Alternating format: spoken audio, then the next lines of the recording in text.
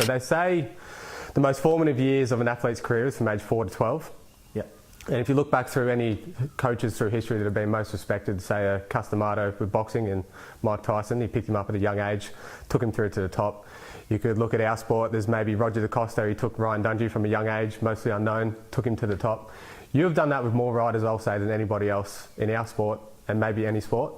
A list of those would be Jett Lawrence, Hunter Lawrence, Jake Moss, Matt Moss, Mitch Evans, Jeb Beaton, Luke Clout, Todd Waters, Ford Dale, Ty Simmons, Ross Beaton, Megan Rutledge. You're a prominent figure in their early careers and you've brought them through and they've become champions in their later careers.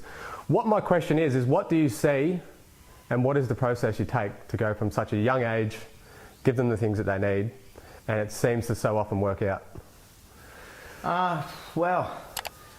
Probably, if you ask the difference in coaching, I think, like I look at most of the coaches that are really good riders and stuff, and they basically focus more on what they're doing when they're good, and not so much what they did to get good when they were young. So they forget, you know, that they're playing on BMX bikes or whatever and doing all that, you know. But basically, apart from how often you ride and where you get to ride and all that sort of things, it comes down to 4 things: lines, vision, body position and control use. And it's the second most physical demanding sport in the world in a lot of surveys.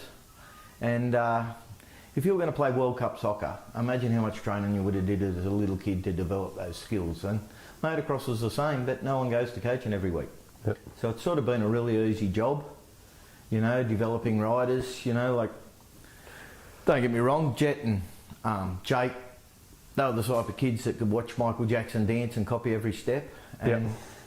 and they were extremely talented as youngsters, you know, but then you got guys like Matt and Hunter and stuff like that were no rhythm and timing type of stuff, you know. So it comes down to a lot of things, you know. Probably Matt's best training was dancing with his mum after dinner.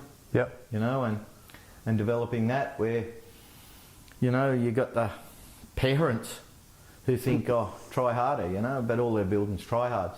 Yep. They're not actually studying technique and working on technique enough, you know. So, like, my best ever student would have been Darren Lawrence, you know. And if you look at that family, like, I've lived in the home of over 400 families and seen how they all bring up. That's probably been the best part of learning coaching. Yep. And the family's perfect, like, just perfect for it. Like, they only had 3 boys, so they had no daughter that didn't do the sport, so to think. And